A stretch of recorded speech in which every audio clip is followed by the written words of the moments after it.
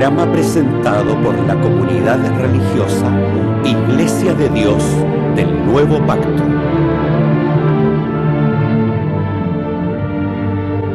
Millones de personas en el mundo piensan que la Biblia es la palabra del único y verdadero Dios. En la actualidad, este libro ha sido traducido a más de 2000 idiomas y dialectos, y se calcula que se han editado unos 6.000 millones de ejemplares. Ningún otro libro que se haya escrito ha ejercido tanta influencia en la sociedad como la Biblia. Sin embargo, su lectura no ha reportado la felicidad ni los beneficios que se esperan de ella. Conozca a través de este programa el porqué de esta situación y lo que verdaderamente enseñan las Escrituras.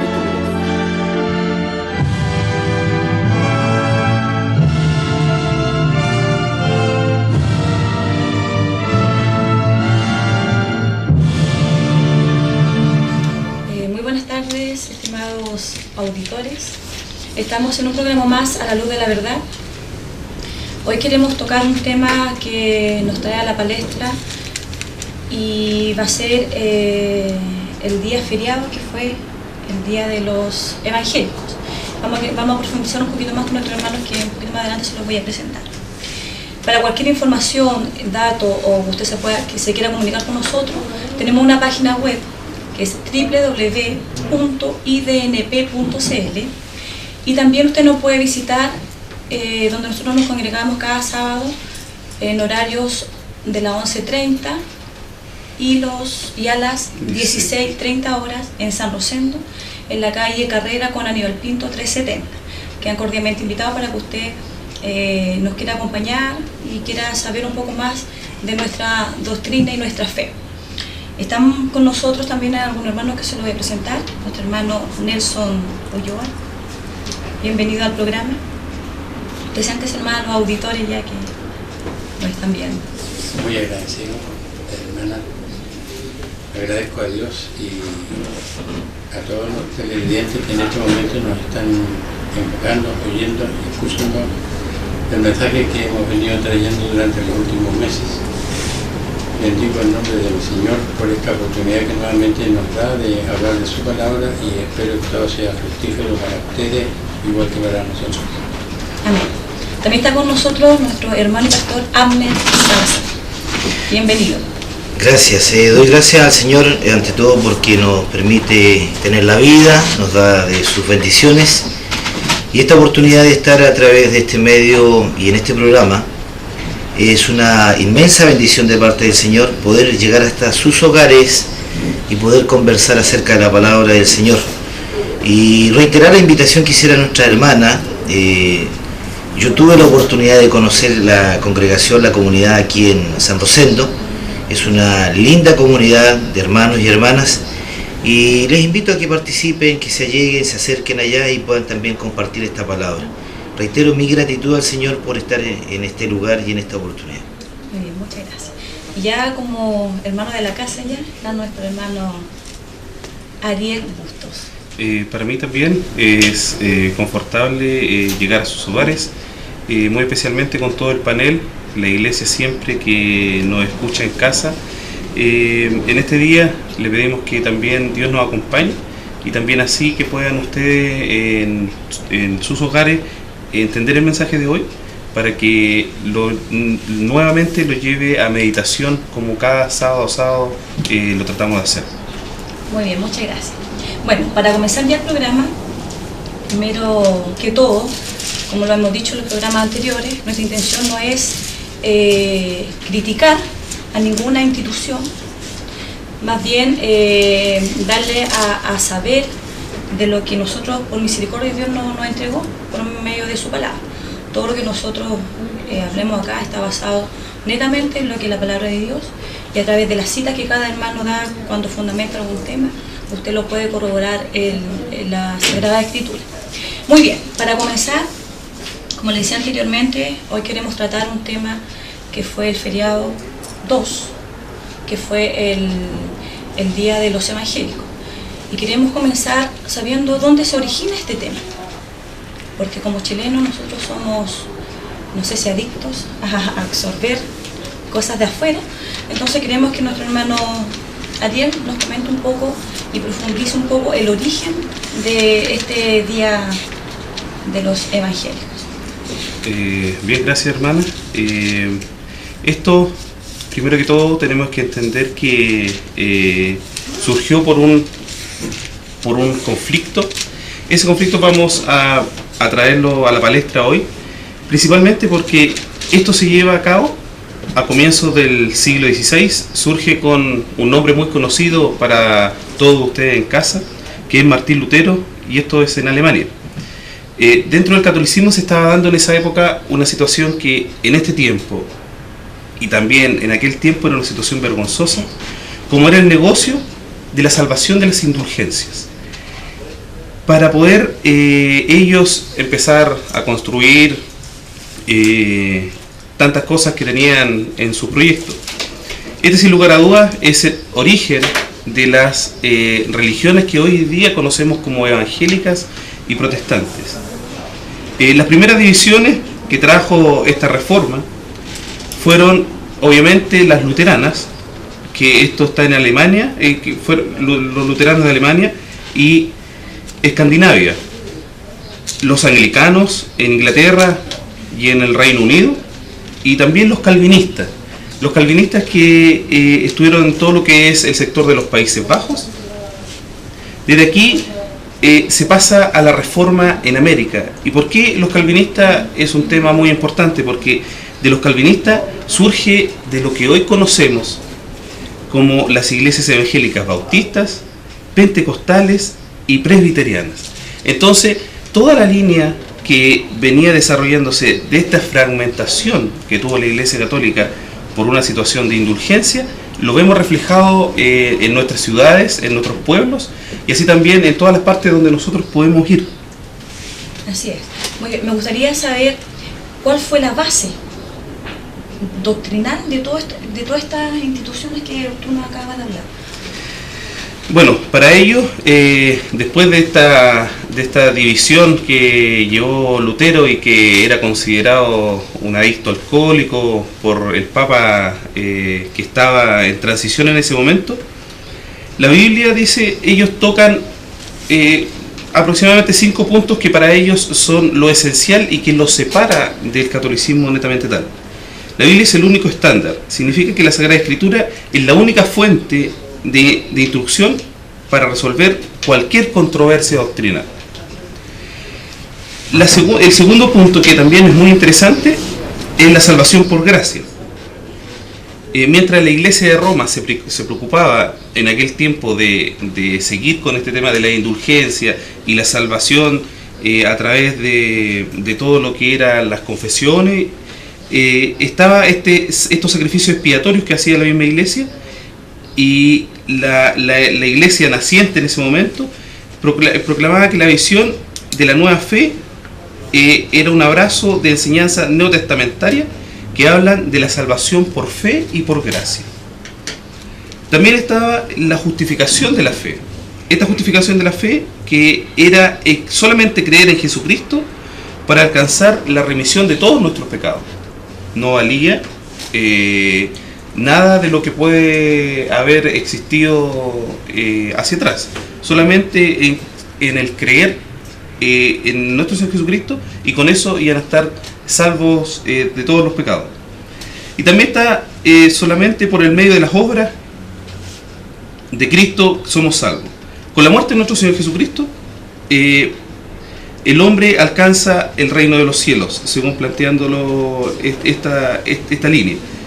No más simonías ni purgatorio, ellos planteaban, ni indulgencias, ni misas de descanso por las almas. Tan solo la muerte del Señor Jesús, a nosotros, ya con el creer y todo lo que hizo el Señor Jesús en vida, eso para nosotros, o para ellos mejor dicho, era la salvación de su alma, entre comillas.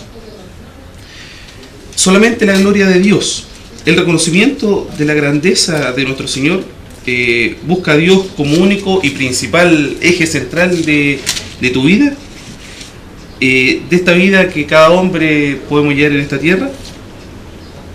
Esto era para que no creyeran también así en los santos y vírgenes que podía proclamar la otra institución.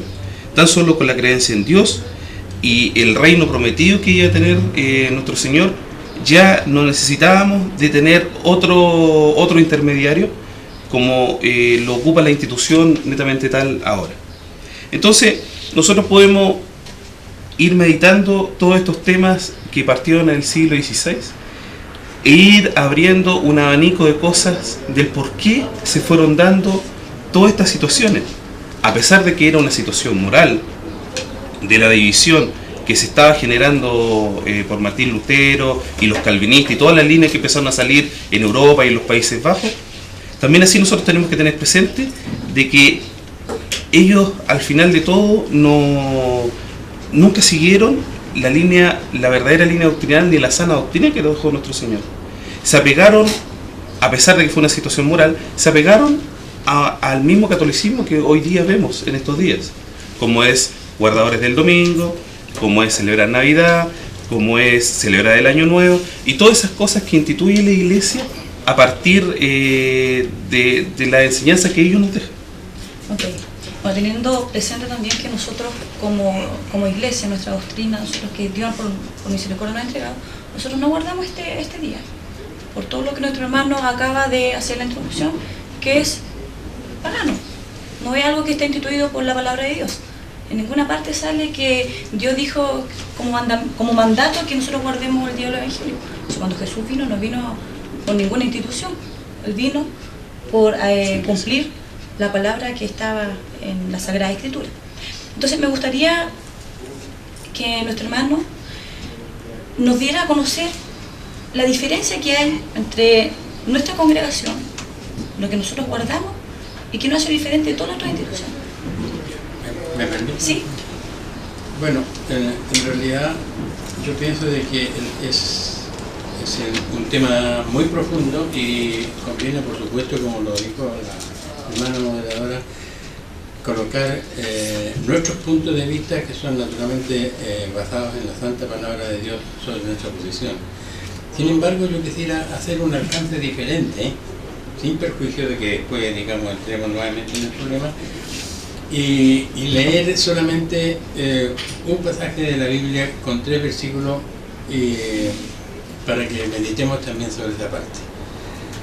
Dice en los Hechos capítulo 4, el versículo 32 al 35, y la multitud de los que habían creído era de un corazón y un alma, y ninguno decía hacer suyo algo de lo que poseía, mas todas las cosas les eran comunes.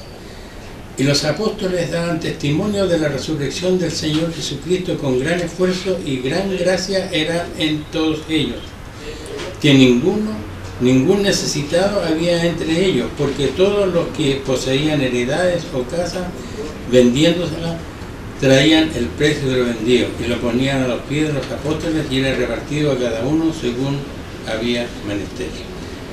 Lo que yo quería solamente recordar el origen y cómo funcionaba la iglesia que dejó nuestro amado Salvador, que estaba basada, digamos, en la parte doctrinaria que Él enseñó, cómo se desarrolló. Y si nosotros ahora, en este día de los llamados de los evangélicos que se celebra, pienso yo solamente en Chile, porque no hay ningún feriado en otra parte del mundo en donde se celebre este evento, yo encuentro que en alguna medida es maravilloso que sea así. Ahora yo me pregunto, para los que ayer celebraron este día, pensaron en este pequeño pasaje, en estos versículos que nos enseñan la estructuración y la forma de funcionamiento de la iglesia original. La iglesia llamada Cristo no vino a formar una iglesia cristiana, Él trajo una prédica y una doctrina que la dejó estatuida, y de acuerdo con esa enseñanza los apóstoles formaron un grupo, una iglesia, su iglesia, y nosotros estamos de acuerdo con esto mismo que hemos leído. Pensemos, amadas hermanas, amados hermanos, queridos oyentes, medite en su propia religión, en su propia iglesia y vea hasta qué punto estamos siguiendo esa vía o no. Eso es lo que yo quería acotar al programa. Gracias. Muy bien. Bueno, me gustaría que nuestro hermano y pastor Abner nos va a acotar un poquito más sobre este tema.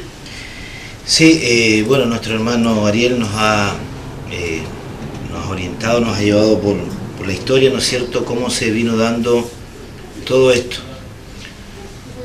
Yo creo que, y de acuerdo a lo que dice la palabra del Señor, no existiría el día de las iglesias evangélicas si no existieran las iglesias evangélicas. Y las iglesias han aparecido. Hace algunos años atrás, Juan Guillermo Prado, un crítico, periodista, historiador al parecer, escribió acerca de 1000 sectas religiosas en Chile. Y nosotros, si quisiéramos contarlas, todas ellas con personas jurídicas, son más de 1000, muchas más. Todas profesando tener la verdad, y todas son muy exclusivas y excluyen en el fondo a todas otras posibles verdades. Martín Lutero, Calvino y todos estos personajes que aparecen en la historia, realizando y forjando lo que es un cambio pero sustancial en el mundo religioso, fueron contra finalmente la Iglesia Católica. Nosotros podemos decir que todas las iglesias evangélicas son hijas de la Iglesia Católica. Todas las iglesias evangélicas, son hijas de la Iglesia Católica. Si no hubiesen nacido todas las iglesias alejándose de lo que está escrito en la palabra de Dios, no habría un día de las iglesias. De hecho, por lo que dice nuestra hermana Fabiola, no existe la palabra de Dios este día como tal. Si bien es un día más social, en donde se celebra y donde se le deja un espacio a las iglesias, en la Biblia no aparece este día. Sin embargo, en la palabra de Dios aparecen y tenemos que de una u otra manera llegar a decirlo, y como ya el programa pretende esto, hablar acerca de las verdades que están establecidas en la palabra de Dios, puede a veces sonar muy áspero quizás. La palabra de Dios dice que Dios, en Ezequiel 20:12, que Dios dejó días determinados para que fuesen una señal entre Él y su pueblo, sus hijos. Le dice, y di mis sábados para que fuesen una señal entre mí y vosotros. Eso es lo que dice la versión que todos ustedes tienen de Casimiro Reina y Cipriano Valera, versión del 1909. La del 60 dice días de reposo, pero la versión de la Vulgata Latina dice mis solemnidades, ya es un poco más generalizado. Y tenemos que llegar de una u otra manera a los días que Dios tiene para que su iglesia se reúna y celebre en torno a Dios y a Dios, porque son fiestas del Señor.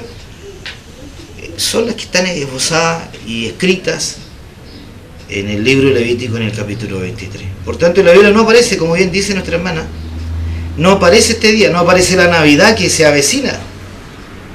Y finalmente son todas fiestas de origen pagano, algunas directamente y otras humanas finalmente, y que han quedado en reemplazo, no a voluntad de Dios, no a voluntad de Dios, a criterio y a voluntad de los hombres. Pero ¿qué busco yo? Dice la palabra, dice Pablo. ¿Buscaré agradar a Dios o buscaré agradar a los hombres? Así es. Muy bien. Para poder ya, bueno, si ustedes han escuchado, no podemos aludir a lo que la palabra nos dice. Como dice nuestro hermano, la palabra de Dios nos enseña, ¿cierto? Nos educa, por decirlo de otra forma, como cristianos, y tiene la verdad. Y tenemos que tener presente que, como dice nuestro pastor Abner, como dice el apóstol Pablo, ¿a quién queremos agradar? ¿Al hombre o a Dios? Entonces me gustaría que nuestro hermano nos diera ya como una conclusión un poquito del tema que hemos tratado. Es importante tener, mis queridos televidentes en casa, es importante que cuando uno medita sobre las cosas que nosotros podemos traer aquí al canal y que ustedes pueden ver en casa, tenemos que tener claro siempre la premisa que tenemos que estar a la luz de Dios para analizar todos los temas. Una de las cosas que también es un poco áspero decir, pero que uno tiene que decirlo, es que esto de las religiones evangélicas es un poco un sentimiento solamente. Dios, en su infinito amor y misericordia, como decía nuestro hermano Abner, dejó instituida en Levítico 23 una serie de solemnidades que deberían celebrarse a través del tiempo. Esto después, a través de que la Iglesia Católica fue tomando el papel protagonista dentro de la conversión, podríamos llamar conversión obligatoria hacia el cristianismo, ellos después fueron viendo que no habían podido desarrollar una idea netamente clara y sostener esta idea, sostener esta doctrina a través del tiempo. ¿Por qué? Porque ellos se basaron bíblicamente en decir que todo lo sostenía la tradición, que justificar que Pedro estuvo en Roma, justificar una serie de pasajes que para ellos bíblicamente no aparecen, pero sí ellos justifican a través de esto. Esto fue una ventana que se abrió a través de la historia del siglo XVI, lo que fue la división de las iglesias evangélicas. Pero eso a nosotros nos tiene que dejar una situación y una meditación profunda de qué es lo que yo quiero y qué es lo que busco de Dios. A eso es lo que quiero contar yo. ¿Qué es lo que busco de Dios? ¿Qué es lo que busco de Dios? ¿Busco la verdadera y sana doctrina que en la Escritura está bien planteada, o solamente busco el enriquecerme espiritualmente? Ok, muy bien. ¿Nuestro hermano igual quería acotar? Sí, en aras de la verdad, en aras de la palabra del Señor, debemos dejar establecido que la iglesia de Dios, los hijos de Dios en este tiempo, no son el resultado de una reforma. Eso debemos tenerlo claro. Podríamos decir, nosotros, nuestra iglesia, los seguidores de las ordenanzas de Dios en este tiempo, aquí en Laja, en San Rosendo, y a lo largo de nuestro país y el mundo entero, no somos el resultado de la reforma, por eso nos celebramos este día. La iglesia de Cristo, el pueblo de Dios, viene desde un principio.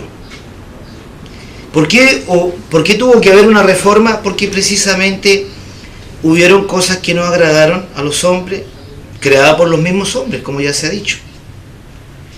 El Señor establece en Jeremías el capítulo 6, versículo 16, y este es, con todo el amor del Señor, les hacemos sentir esto, estimados hermanos que nos escuchan y nos ven a través de este canal y este programa.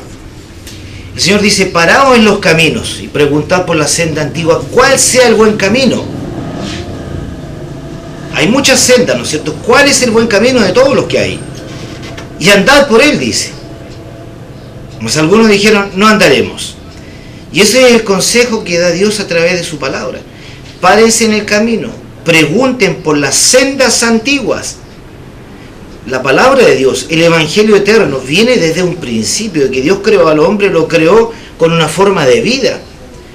El capítulo 4 de Génesis al final dice que comenzaron con el hijo de Set, comenzaron a invocar el nombre de Jehová. El buscar a Dios, el atender a Dios viene desde un principio, desde que el hombre está en la tierra, de que Dios lo puso aquí. ¿Y bajo qué principios? Bajo los principios de Dios. Les di mis palabras, mis mandatos, mis ordenanzas. Entonces, eso no está sujeto a reformas. Los mandatos de Dios porque son de Dios. Pero ¿por qué el hombre ha tenido que hacer todas estas cosas? Porque el hombre ha hecho de la religión algo propio, algo a su manera. Paraos en los caminos y preguntar por la senda antigua. Ese es el consejo que cada uno de nosotros debe seguir. Ya un poco más contemporáneo a nuestra era, en la era cristiana. Pablo le escribe a una iglesia que es la iglesia en Galacia. Y le escribe a los Gálatas en el primer capítulo, versículo 6, dice, yo estoy maravillado, dice esta versión, que es la que ya citaba. Pero hay versiones más claras, diríamos. La palabra que usan allí, maravillado, no la usan como tal, sino que usan estoy asombrado, dice en otra versión la palabra. Otro dice estoy espantado, dice Pablo. Estoy asombrado de que tan pronto hayáis pasado otro evangelio, dice. Estamos hablando en el primer siglo de la era cristiana. No en el siglo tercero, cuarto, cuando es formada la Iglesia Católica con Constantino, que toma fuerza Iglesia y Estado, y tampoco en el 1600, 1500, cuando se dan todas estas reformas. Estamos hablando en el primer siglo, cuando Pablo dice no que haya otro evangelio. Dice que hay uno solo con esas palabras. Pero dice, han entrado hombres que han querido pervertir el Evangelio de Cristo. Mas yo os digo y protesto, dice el apóstol allí, en Gálatas 1 capítulo, versículos 6, 7 y 8. Mas yo protesto y digo, si alguno de nosotros o un ángel del cielo desciende y predica un evangelio distinto al que ha sido predicado, se ha llamado anatema, se ha llamado apartado. Vale decir, mis queridos hermanos que nos escuchan, el evangelio de Dios es eterno. El evangelio no está sujeto a reformas. El evangelio salió de la mente de Dios hacia nosotros los seres humanos, y como tal hay que mantenerlo hasta el último día, cuando el Señor venga en gloria y majestad. Muy bien. Nuestro hermano Nelson, ¿algo que acotar ya para finalizar No, solamente yo terminaría, como me gusta generalmente a mí, leer solamente unos versículos de la Santa Palabra y que cada uno los tenga en consideración. Porque dice aquí en el libro de Efesios, en el capítulo 4, dice: yo pues preso en el Señor, os ruego que andéis como es digno de la vocación con que sois llamados. El llamado lo recibimos todo el mundo a partir de la venida de nuestro amado Salvador. Con toda humildad y mansedumbre, con paciencia, soportando los unos a los otros con amor, en amor. Solícitos en guardar la unidad del Espíritu en el vínculo de la paz, un cuerpo y un espíritu, como sois también llamados a una misma esperanza de vuestra vocación, un Señor, una fe, un bautismo. Ojalá que ese fuera el lema, haya sido el lema de las iglesias en el día de ayer y que siga siendo el nuestro para el futuro. Que Dios los bendiga por mi parte. Muy bien. Nuestro hermano lo hace meditar en base a la palabra de Dios, es donde todos nos tenemos que fundamentar. ¿Hermano quería acotar un...? Sí, nuestro hermano se refirió a la reforma, y esto es lo que hemos tratado de nosotros llevar a cabo. Pero, mis queridos televidentes, la mayor reforma que se hizo a nivel de la historia de la iglesia y que queda registro a través de todo este tiempo, se lleva en el concilio de la Odisea, en el siglo VI, ¿sí? Donde definitivamente se terminó de echar por tierra todo el culto de oración. Se dejó afuera el sábado y se dejó afuera todo lo que tenía que ver con el culto de oración hacia nuestro Dios. Esa ha sido la mayor reforma que ha sufrido la Iglesia de Dios a través de todo este tiempo. Y ahí es donde nosotros tenemos que apuntar. Nosotros no estamos yendo en contra de las personas, contra los fieles. No es eso. Sería ridículo decir que nosotros, por ejemplo, estamos en contra de la persona y sentimos mal por ella. Lo que nosotros es la institución en la que nosotros siempre, la verdad de Dios, tiene que en nosotros exaltar la voz. Ahí es donde nosotros tenemos que llegar, a las instituciones, no a las personas, porque las personas son fieles, que ellos creen ciegamente en sus líderes. Pero la reforma mayor se llevó en el concilio de la Odisea, siglo VI, para que ustedes lo puedan tener en casa, para que lo puedan meditar, y la verdad de Dios siempre va a trascender a nivel de la historia. Muy bien, esperamos que haya quedado claro el tema, con fundamento, con todo lo que la palabra de Dios nos enseña, y esperando que si hay alguna duda, algún comentario, alguna inquietud, usted nos escriba a la página web www.idnp.cl,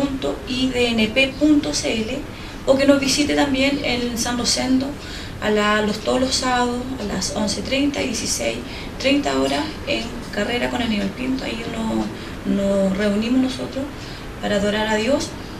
Y si usted quisiera salir de alguna duda o preguntar, nosotros estamos dispuestos a poder aclarar nuestra posición y aclarar obviamente la duda que cada uno tenga. Bueno, para pasar después ya a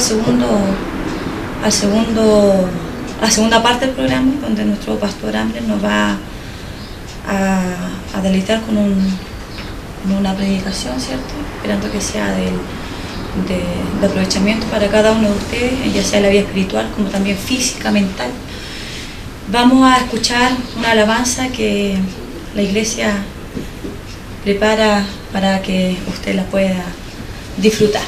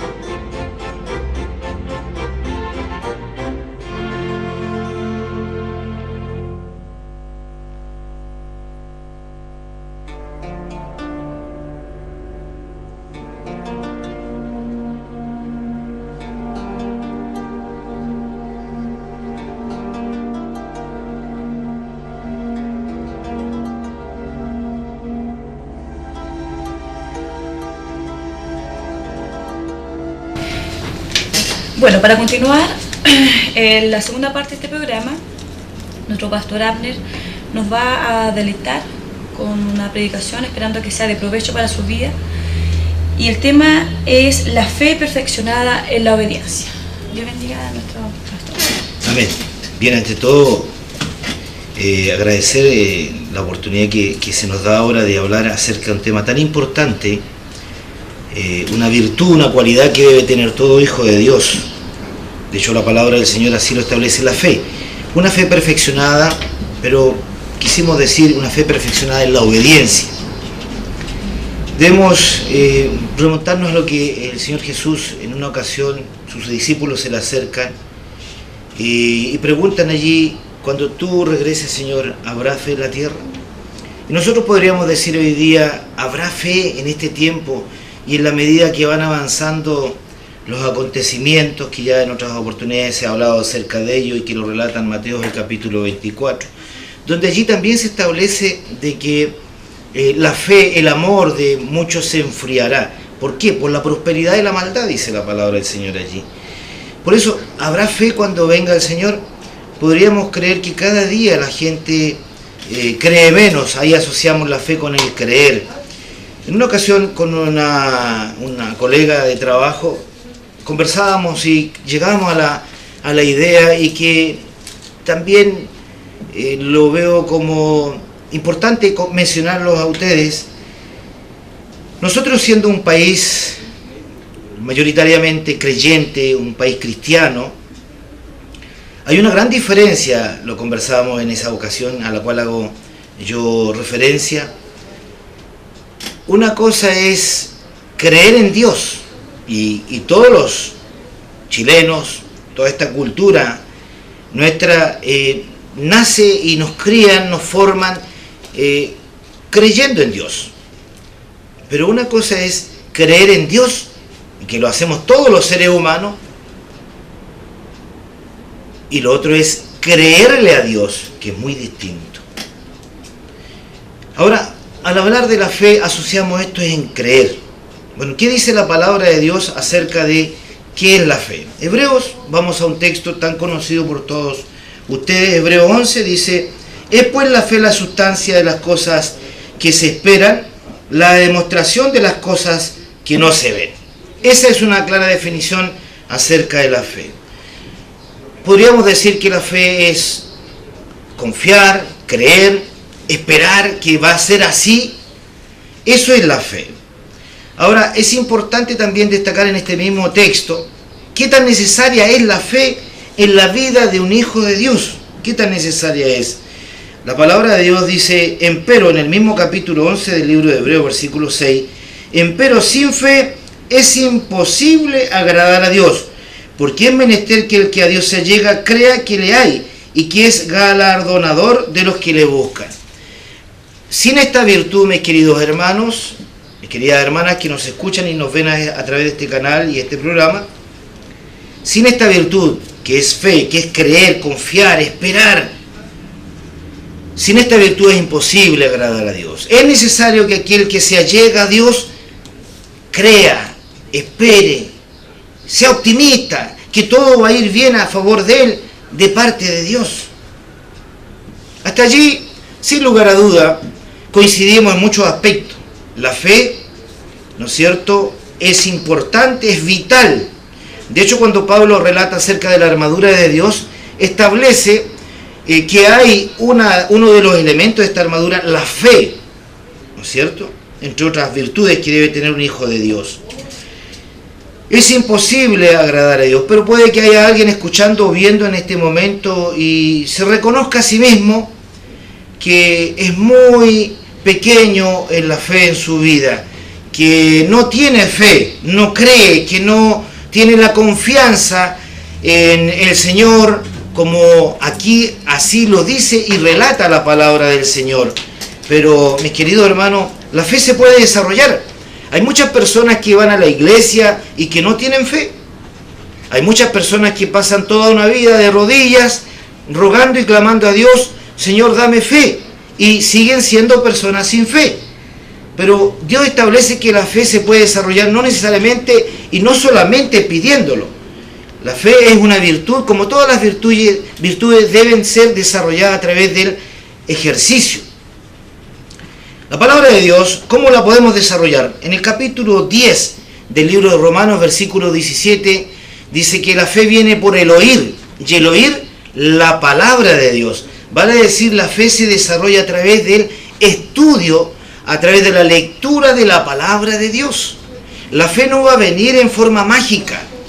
Las virtudes que Dios establece en su palabra y que son necesarias, entre ellas está la fe, son virtudes que se desarrollan a través del ejercicio, a través de ir cambiando hábitos. Ejemplo, una persona que pasa mucho tiempo en la televisión, o en este tiempo mucho en las redes sociales, ¿no es cierto? Mucho tiempo a veces tenemos y dedicamos a estas cosas, y poco tiempo a la lectura. Es imposible que esa persona desarrolle la fe. O mucho tiempo a lo mejor en tantas y otras cosas, mucho trabajo, quizás mucha diversión, todo eso va quitándole tiempo a actividades que son importantes tanto como la recreación, el trabajo y la recreación en general, pero hay que dedicar. Por eso el sabio Salomón dice, para todo hay tiempo bajo este cielo. Entonces, para desarrollar la fe hay que sacrificar algunos otros horarios, dedicarle tiempo a la lectura, porque la fe viene por el oír la palabra de Dios. Y no nos vamos a dar cuenta, mis queridos hermanos, cómo vamos a ir desarrollando, yo le llamo en la iglesia, cuando hablo allá, este músculo, esta fortaleza en nosotros, y no es otra forma sino a través del ejercicio, en la lectura de la palabra de Dios. Ahí podríamos agregar también la oración, que muchos de ustedes la realizan, el ayuno voluntario, pidiéndole al Señor que nos dé de esa fe, pero tiene que haber un desarrollo intelectual en el compromiso de esto de la fe. Ahora bien, ¿es solo la fe lo que necesita un hijo de Dios? ¿Es solo la fe? Hay que tener cuidado, mis queridos hermanos, y ahí entramos, como se dice en algunos términos, en tierra un poquito más derecha. ¿Es solo la fe? Porque la gente dice, cree tú y tu casa y serás salvo. Así dice la gente en las distintas iglesias por donde uno ha visitado. ¿Es solamente la fe? Cuidado, porque el apóstol Santiago menciona en el capítulo 2, versículo 19, dice, los demonios tiemblan y creen. Pero ustedes saben que los demonios no son amigos del Señor como somos nosotros, los que queremos servir al Señor. Los demonios, dice, tiemblan y creen. ¿Pero qué no hacen los demonios? Los demonios lo que no hacen es obedecer, someterse, humillarse ante el Señor. Y esa es la gran diferencia que debe haber. Vale decir, mis queridos hermanos, no solo basta creer, no basta solo decir, ya, si bien la palabra dice, cree tú y tu casa y serás salvo.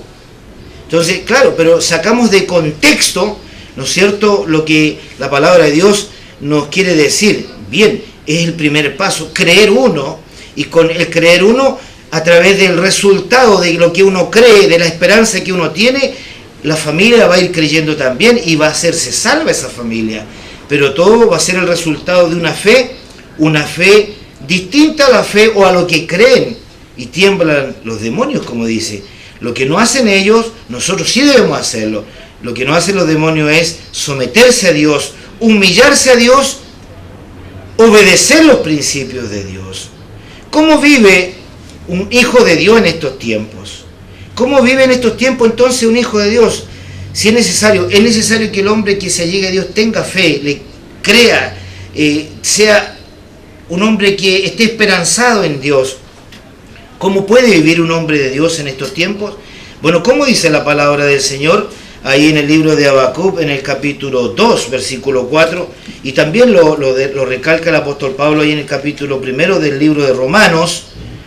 En el versículo 17 dice así la palabra del Señor, porque en él la justicia de Dios se descubre de fe en fe, como está escrito, mas el justo vivirá por la fe. Mas el justo vivirá por la fe. Es necesario que un hijo de Dios tenga fe, pero una fe sustentada, amparada, avalada en la palabra de Dios. Si no, nuestra fe es una fe ciega, es una fe de creer en lo que alguien nos dijo. Yo me recuerdo en este preciso momento de lo que dijera allí el libro de Job en el capítulo 42.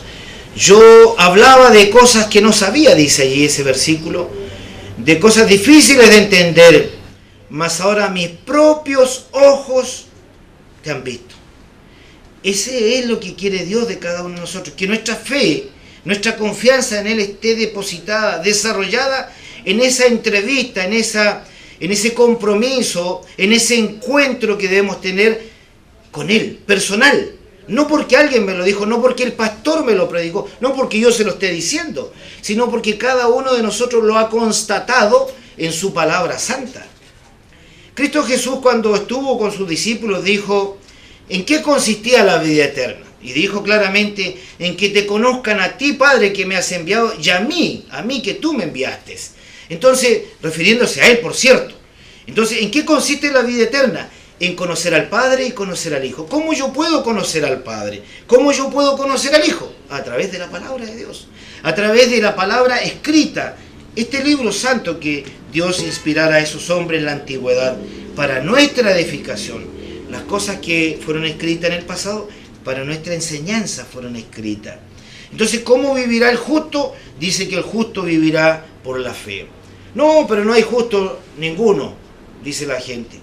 En el medio incrédulo, sin lugar a duda, no hay ni un justo. Pero, ¿qué es lo que es ser justo? Vayamos conversando acerca de la palabra. La palabra de Dios tiene la respuesta. Bueno, un justo es una persona que practica justicia. Un injusto va a ser el que practica injusticias. Pero, ¿qué es lo que es justicia al amparo de la palabra del Señor? El justo, ya decimos, vivirá por la fe. El justo es el que practica la justicia. Bien, ¿qué dice la palabra de Dios en el Salmo 119, refiriéndose a este principio relacionado con la justicia? Dice el Salmo 119, versículo 137, dice así: justo eres tú, oh Jehová, y recto tu juicio. Bueno, si somos hijos de Dios, y Dios es justo, de un ser humano tiene que nacer un ser humano.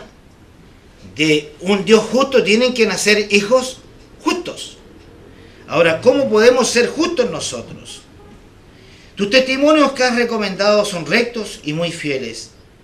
Nos saltamos ahí en el mismo capítulo, al versículo 172, y dice la palabra: hablará mi lengua tus dichos, porque todos tus mandamientos son justicia. Entonces, ¿quién es el justo? El que guarda los mandamientos de Dios. El que guarda los mandamientos de Dios. Entonces, el justo vivirá por la fe. O sea, el guardador de los mandamientos va a vivir por la fe. Esos son los hijos de Dios. Esos son los hijos de Dios en este tiempo. Hombres y mujeres que han dispuesto sus vidas para obedecer los principios de Dios.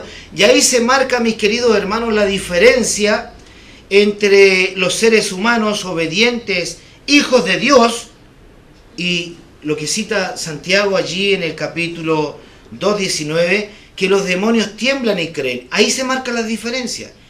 Ellos tiemblan y creen. Nosotros creemos, pero somos contados como justos. ¿Por qué? Porque guardamos los mandamientos de Dios y vivimos conforme a la fe, esperanzados en Dios, en que Él ha de darnos en algún momento de nuestras vidas el consuelo y la paz que todo ser humano busca. ¿Qué es ser justo? Entonces es guardar justicia, hacer justicia. ¿Qué es lo que es justicia? Tus mandamientos son justicia eterna. Dios nos bendiga y Dios nos ayude para que su palabra vaya haciendo vida en nosotros. Ahora, estábamos hablando, ¿no es cierto?, de la fe en particular. ¿Qué relación tienen entonces la fe y los mandamientos que componen toda la ley de Dios? Bueno, los mandamientos son la justicia eterna de Dios. Y como somos hijos de Dios, debemos ser hombres cada día más justos, o sea, más guardadores de la palabra del Señor. El Señor dijo allá bien claramente al final en el capítulo 14 de Apocalipsis, cuando dice: aquí está la paciencia de los santos. Aquí está la paciencia de los santos en el tiempo final, los que guardan los mandamientos de Dios y poseen la fe en Jesús. Fíjense ustedes, mi hermano, desde el principio a fin Dios ha distinguido a sus hijos, hombres que tienen fe, pero hombres obedientes a los principios de Dios. Al tiempo final, cuando venga y se haga un recogimiento allí y el Señor premie y bendiga con la vida eterna a todos los que han muerto en Cristo Jesús y a todos los que han sido transformados en su venida, aquí está la paciencia de los santos. Usted, nosotros, la paciencia de los santos, los que guardan los mandamientos de Dios y poseen la fe en Jesús. En ningún caso Dios ha disociado estos dos principios. La fe y los mandamientos tienen mucho que ver. El justo, el guardador de los mandamientos, vive por la fe. ¿Qué relación tiene la fe y los mandamientos que componen la ley de Dios? Bueno, se ha dicho que ahora con la fe nosotros no tenemos necesidad de hacer nada. Nosotros basta creer y somos salvos. ¿Qué dice la palabra del Señor? En Romanos, en el capítulo 3, versículo 31, dice la palabra del Señor muy claramente.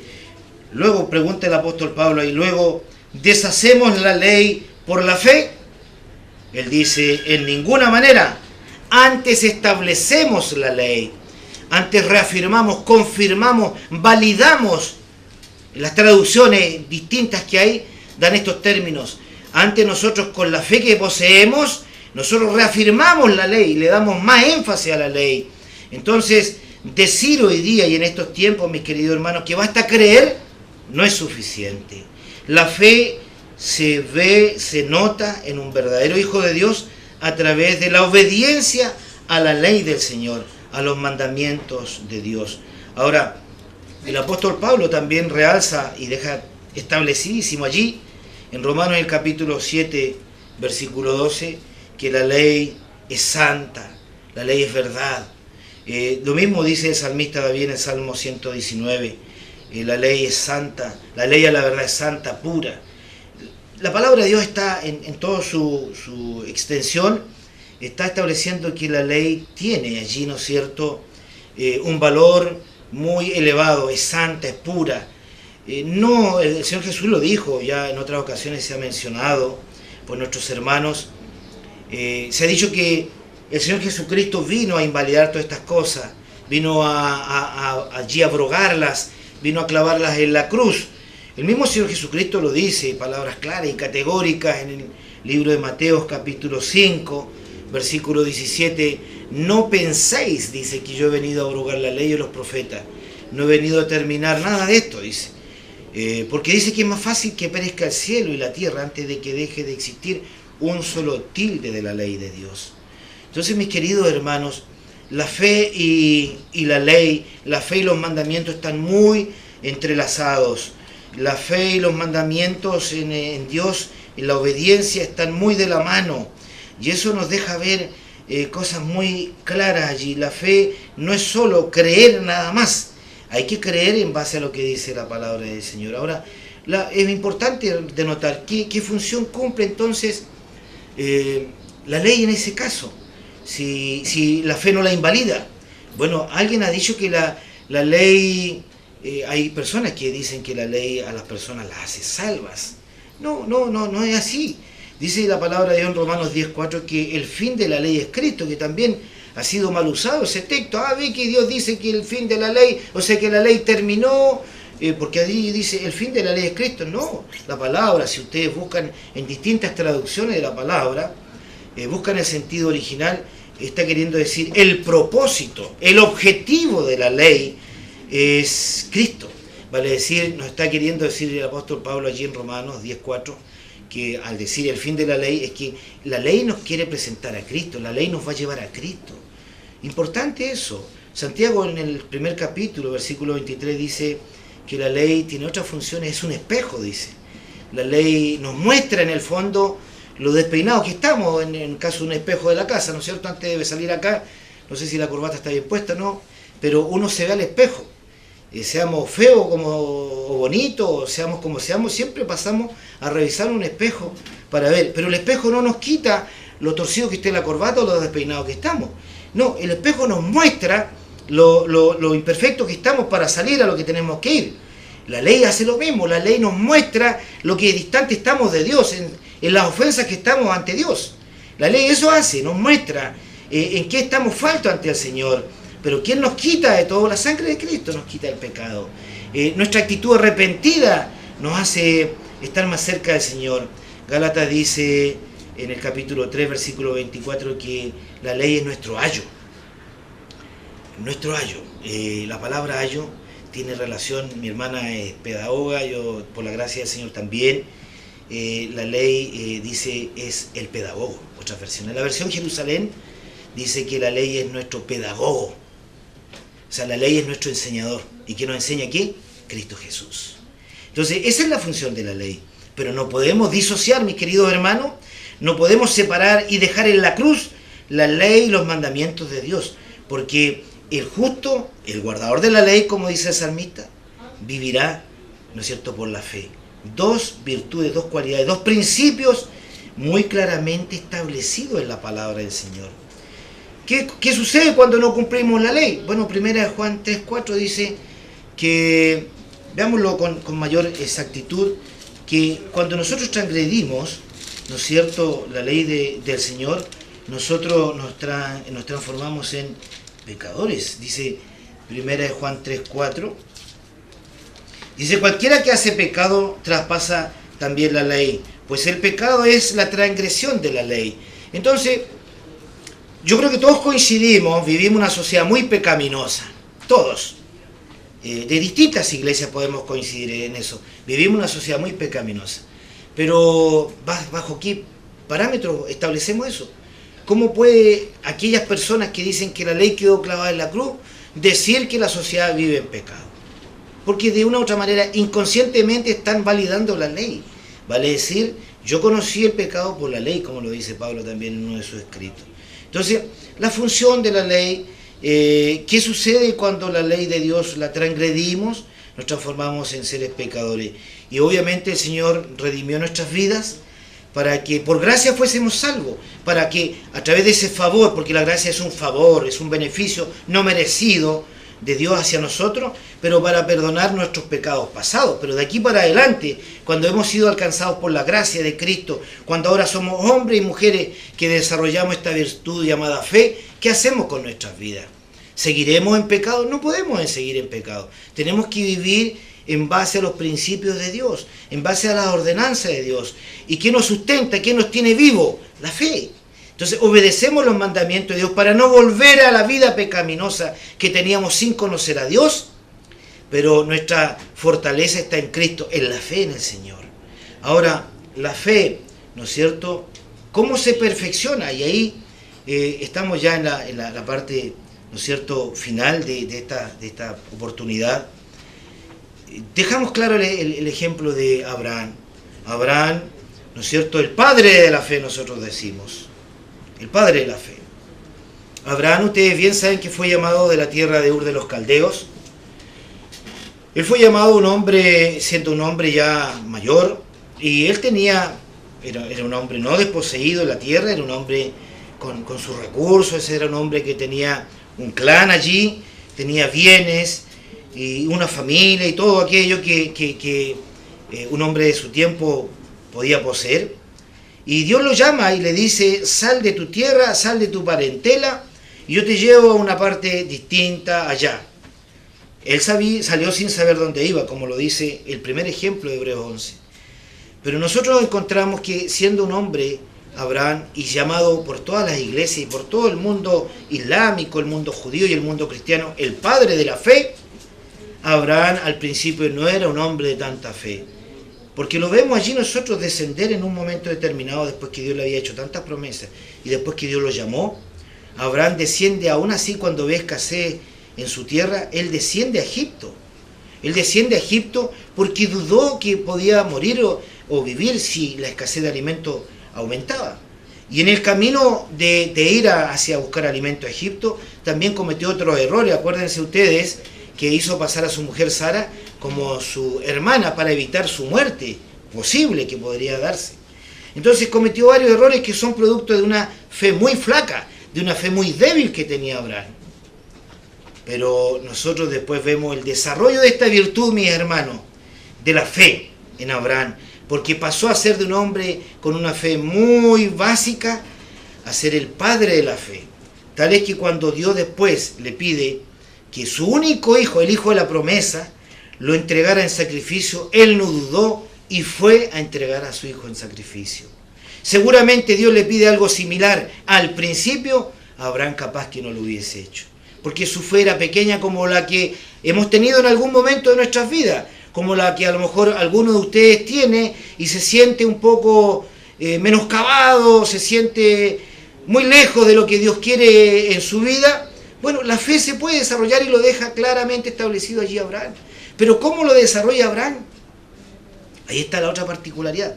Primero, Abraham desarrolla la fe en su vida, de menos a más. Cometió errores como los que a lo mejor en algún rato cometemos, los seres humanos, usted, yo y los que nos escuchan.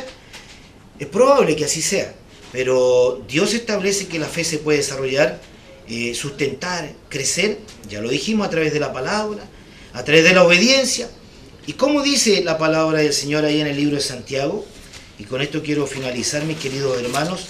El apóstol Santiago establece allí claramente, en el capítulo 2, versículo 20, dice que, mas quiere saber, hombre vano, que la fe sin obra es muerta. Entonces, la fe debe ir acompañada de obra, dice aquí. La fe sin obra es muerta. Bien. Más adelante, este mismo capítulo, versículo 22 de Santiago 2, 22 y 23 dice, y fue, dice, ¿no ves que la fe obró con sus obras y que la fe fue perfecta por las obras? Y fue cumplida la escritura que dice, Abraham creyó a Dios y le fue imputado a justicia y fue llamado amigo de Dios. ¿Quiere usted, mi hermano o mi hermana allí, ser amigo de Dios? ¿Amigo de Dios? Debe ser una gran oportunidad esa, ser un amigo de Dios. ¿Qué amigo más grande es ese? Tener a Dios como amigo. Bueno, dice que Abraham fue un amigo de Dios, pero porque él desarrolló en él la fe. Y desarrolló la fe a través de las obras. ¿Cómo entendemos eso si la Biblia dice, no por obras para que nadie se gloríe? ¿Hay una contradicción? No hay una contradicción, sino que tenemos que ver cuáles fueron las obras de Abraham. Y que la fe de Abraham se fortaleció, se perfeccionó a través de sus obras, dice aquí el apóstol Santiago. ¿Cuáles fueron las obras de Abraham? Las obras de Abraham primeras fueron, mire, lo primero que le pidió Dios, Abraham, sale de tu tierra, sale de tu parentela. ¿Cuántas veces tenemos apego nosotros a nuestros espacios físicos, geográficos? ¿Cuántas veces tenemos apego a todas estas cosas de esta tierra y que nos impiden acercarnos a Dios? Para que Dios nos bendiga como fue bendecido Abraham después.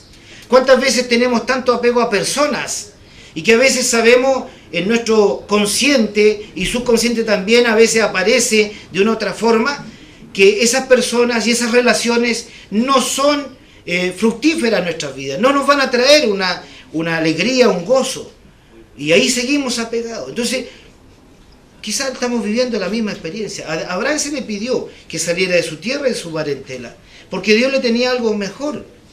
Él no sabía dónde iba, pero salió, sin saber dónde iba, dice la palabra, en Hebreo 11. Entonces, Dios establece en su palabra santa que Abraham, primer paso, primera obra de Abraham, obedeció el llamado de Dios. Dice 26:5 de Génesis, por cuanto oyó Abraham mi voz, guardó mis mandamientos, mis preceptos, mis leyes. Entonces allí vemos a Abraham otra obra, obedeció los mandamientos de Dios. Y como para culminar y para allí coronar la fe de Abraham, siendo Abraham un hombre ya viejo de 100 años, tiene un hijo en donde se esperanza la gran promesa de formar la gran nación de Israel. ¿Y qué le dice Dios? Dame tu hijo. Y Abraham no dudó en dar su hijo y lo llevó y todo aquello que ustedes saben. Y allí Abraham, ¿por qué da su hijo? Porque ya él entendía que las promesas de Dios no estaban en el hijo Abraham, sino que estaban en el Dios eterno. Mis queridos hermanos, la fe perfecta, la fe desarrollada, se logra a través de la obediencia a los principios de Dios. 3 ejemplos: salir de la parentela, salir de la tierra, obedecer los mandamientos, entregar aquello que el Padre Abraham nos muestra. Dios nos bendiga, Dios nos acompañe, Dios a cada uno de ustedes le dé ese entendimiento, como ya se ha dicho en otras ocasiones. Si hay alguna consulta, si podemos llegar hasta sus hogares a orar, a compartir la palabra, llamen a través de las direcciones y la información que nuestra hermana Fabiola va a compartir. Que el Señor les bendiga y que Dios esté cada día más en sus corazones. Muchas gracias, nuestro pastor. Bueno, ya para finalizar, ya esperamos que las palabras de nuestro pastor en su prédica sea de provecho para nuestras vidas y de meditación también para saber en qué estamos fallando para llegar a Dios. Recordar que estamos en el programa La Luz de la Verdad. Y recordar también, si usted tiene alguna duda, alguna inquietud, nos puede escribir también a la página web www.idnp.cl o acercarse también los sábados donde nos reunimos a las 11:30 y a las 16:30 horas. Esperamos que Dios les bendiga y muchas gracias por esta oportunidad. Amén.